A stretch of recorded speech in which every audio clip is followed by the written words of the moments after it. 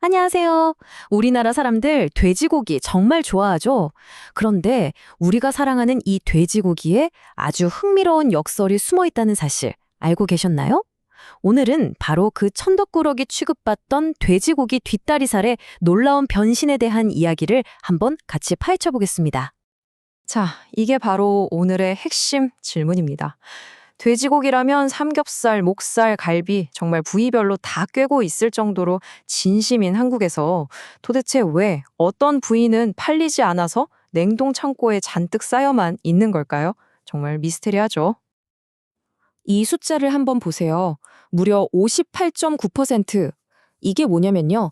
2020년 9월 기준으로 우리나라 돼지고기 재고량 전체에서 뒷다리살이 차지하는 비중입니다.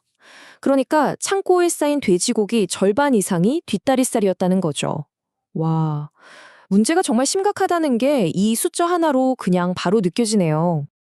자, 그럼 도대체 왜 이런 일이 벌어진 걸까요? 왜 우리는 유독 삼겹살과 목살 같은 특정 부위에만 열광하게 됐을까요?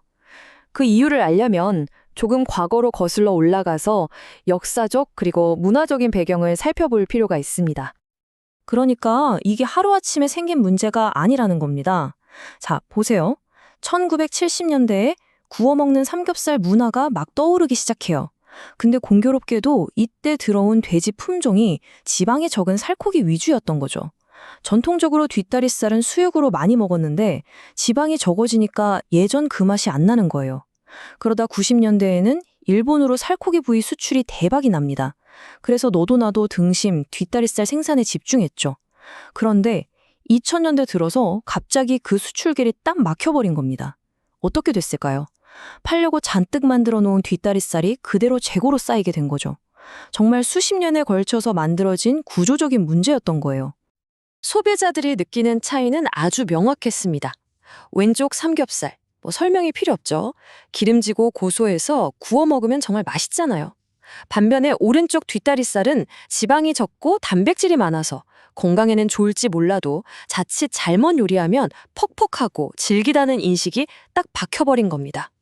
구이 문화의 슈퍼스타가 된 삼겹살과 전통 요리에서조차 설 자리를 잃어버린 뒷다리살, 그 차이가 이렇게 벌어진 거죠. 그럼 이걸 어떻게 해결해야 할까요? 그냥 여러분, 뒷다리살로 새로운 요리 만들어 두세요. 이렇게 캠페인만 하면 사람들이 갑자기 뒷다리살을 막 사 먹을까요? 쉽지 않죠. 한번 굳어진 식문화라는 건 그렇게 쉽게 바뀌지 않거든요. 여기서 아주 중요한 통찰이 나옵니다.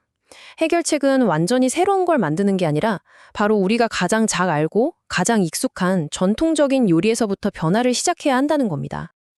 자, 이제 이야기의 흐름을 바꿀 전환점입니다.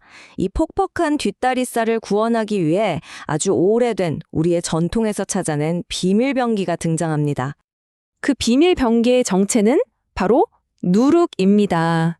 네, 여러분이 생각하시는 그 막걸리 만들 때 쓰는 누룩 맞아요. 이 누룩 안에는요, 전분이나 단백질을 분해하는 효소가 엄청나게 많이 들어있거든요. 바로 이 효소가 뒷다리살의 운명을 바꿀 열쇠였던 겁니다. 과정은 생각보다 아주 과학적이고 간단해요. 먼저 질긴 뒷다리살을 얇게 썰고요. 누룩으로 만든 특별한 양념에 재워두는 겁니다. 그럼 어떻게 되느냐? 누룩에 있는 효소들이 고기 속으로 침투해서 질긴 단백질 조직을 부드럽게 막 분해하기 시작하는 거죠.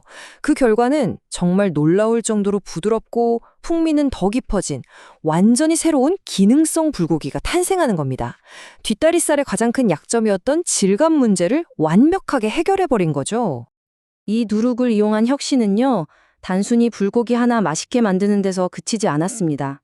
아예 이 뒷다리살이라는 부위의 미래 자체를 완전히 새롭게 그리고 있습니다.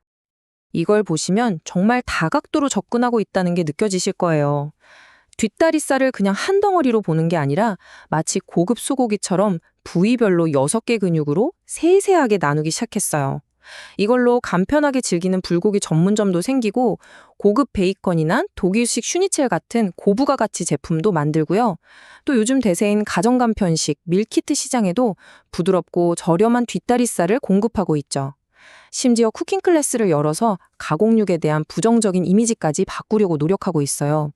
이건 그냥 요리법 하나가 아니라 고기를 자르고 팔고 즐기는 방식 전체를 바꾸는 시스템적인 변화인 겁니다. 자, 그럼 이 뒷다리살의 화려한 컴백이 과연 우리 경제에 얼마나 큰 의미가 있을까요? 그 엄청난 잠재력을 이제 숫자로 한번 확인해 보시죠. 이 표를 한번 보세요.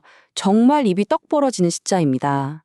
만약에 이렇게 세분화한 뒷다리살이 시장에 성공적으로 안착하기만 해도 연간 3,165억 원의 추가 이익이 생긴다는 거예요.